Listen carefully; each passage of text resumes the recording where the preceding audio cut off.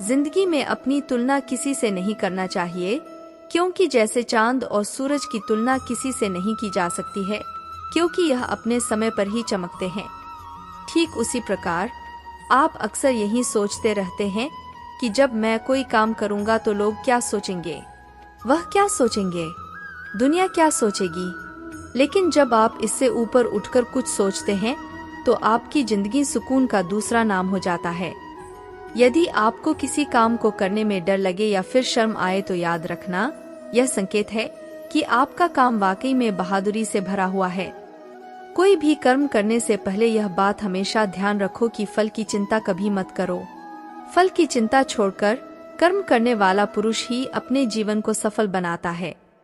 जिस व्यक्ति के पास संतुष्टि नहीं है, उसे कितना भी मिल जाए वह असंतुष्ट ही रहता है। श्री कृष्ण कहते हैं, जब आपके जीवन के चारों ओर हताशा और निराशा हो जाए, जब दुखों ने आपको हर जगह से घेर लिया हो, तब आप सच्चे मन से श्री कृष्ण नाम का दीपक जलाना और अपना सब हाल श्री कृष्ण को सुना देना। देखना श्री कृष्ण खुद आपके सब दुख हरने जरूर आएंगे। क्रोध की अवस्था में भ्रम जन्म लेता है और भ्रम बुद्धि को नष्ट कर देती है। बुद्धि के नष्ट होते ही व्यक्ति का पतन निश्चित हो जाता है। प्यार और तकदीर कभी साथ नहीं चलते हैं, क्योंकि जो तकदीर में होते हैं उनसे कभी प्यार नहीं होता है, और जिससे हमें प्यार हो जाता है वह तकदीर में नहीं होता है। अगर व्यक्ति शिक्षा से पहले संस्कार, व्यापार से पहले व्यवहार और भगवान से पहले माता पिता को पहचान ले तो जिंदगी में कभी कोई कठिनाई नहीं आएगी। लोग कहते हैं अपनों के आगे झुक जाना चाहिए, मगर सच बात तो यह है, जो अपने होते हैं वह कभी किसी हाल में झुकने नहीं देते हैं। इसी बात को आगे बढ़ाते हुए श्री कृष्ण कहते हैं, जब धर्मराज युधिष्ठिर ने राजसूय यज्ञ आयोजित किया तो उसमें दूर दूर तक के राजा और आम लोगों को आमंत्रित किया गया। क्योंकि यज्ञ बहुत बड़े स्तर पर हो रहा था, इसलिए यज्ञ में काम भी बहुत ज्यादा था। फिर युधिष्ठिर ने सोचा कि यदि यज्ञ से संबंधित सभी कार्यों को अलग अलग व्यक्तियों में विभाजित कर दिया जाए तो आयोजन की समस्त व्यवस्थाएं ठीक से हो जाएगी और आयोजन भी सुचारू रूप से संपन्न हो जाएगा, ना कोई कमी रहेगी और ना ही आमंत्रित व्यक्तियों को कोई परेशानी होगी। उसके बाद धर्मराज युधिष्ठिर ने कुछ काम अपने जिम्मे रखकर शेष कार्य अपने चारों भाई, पत्नी द्रौपदी, माता कुंती और भी अन्य सहयोगियों में बांट दिया।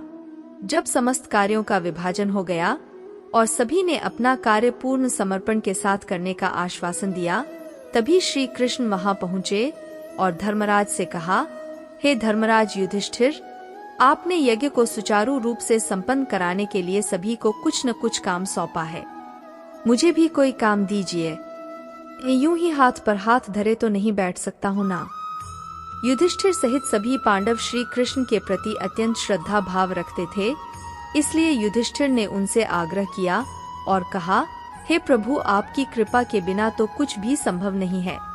आपके लिए हमारे पास कोई काम नहीं है, बस आप आराम से विराजमान होकर देखते रहिए कि सभी लोग अपने अपने कार्य ठीक ढंग से कर रहे हैं या नहीं।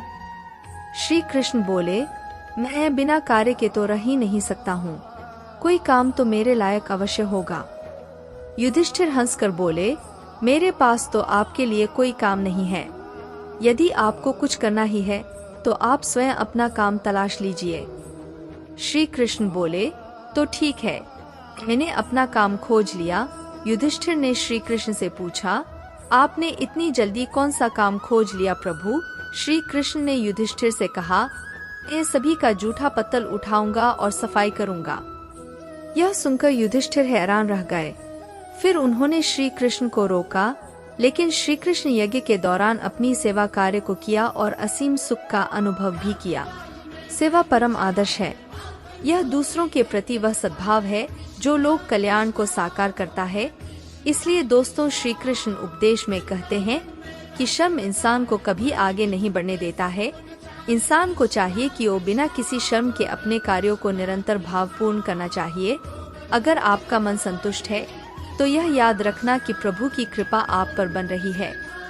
इस वीडियो से आपको जीवन की सीख मिली हो तो वीडियो को लाइक करके चैनल को सब्सक्राइब कर लीजिए। फिर मिलते हैं अगले वीडियो में, तब तक के लिए जय श्री कृष्णा।